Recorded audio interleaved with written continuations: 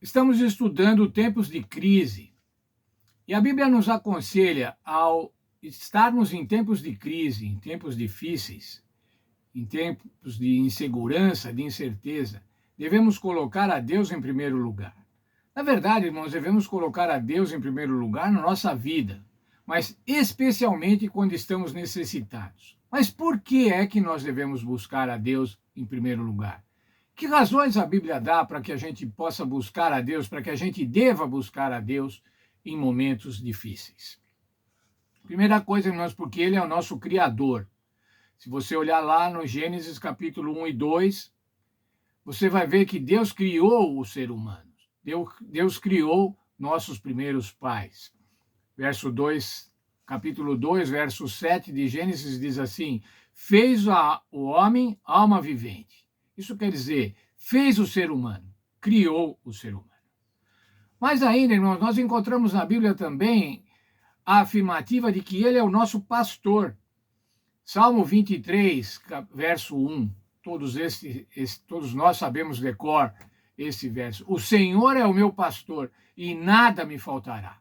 Portanto, nos momentos de crise, o Senhor é o nosso pastor.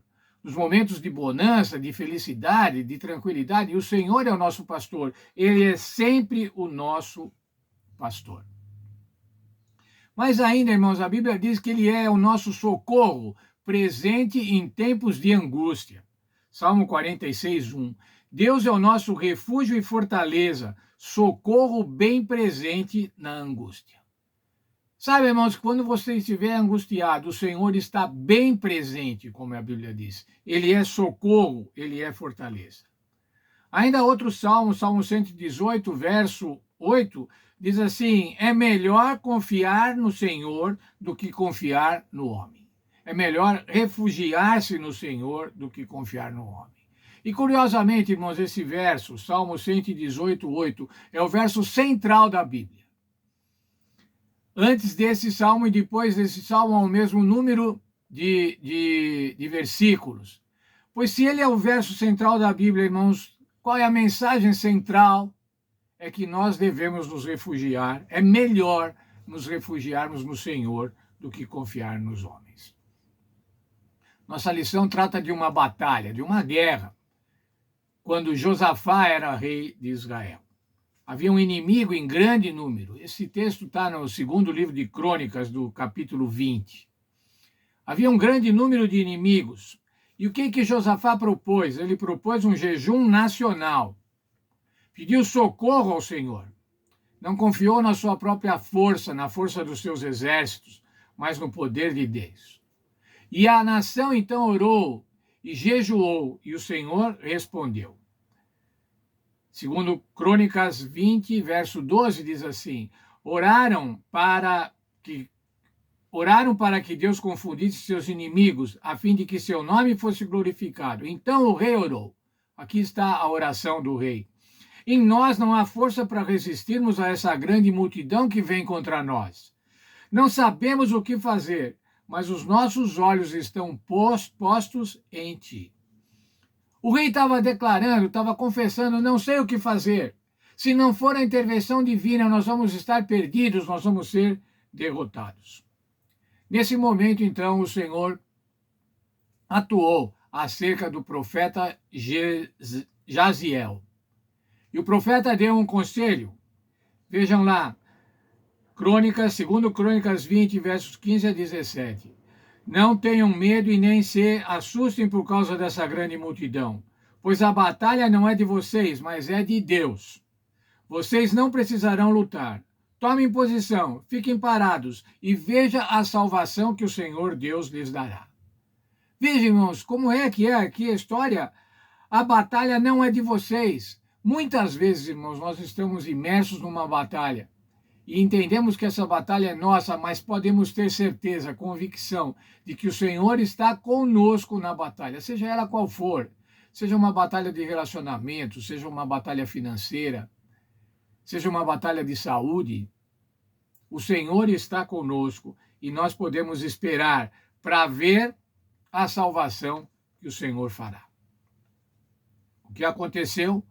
Havia uma ordem, o profeta tinha dado uma ordem. Vocês desçam até o lugar e se posicionem para ver, não é para lutar, para ver o livramento que o Senhor vai fazer. E o que aconteceu, irmãos?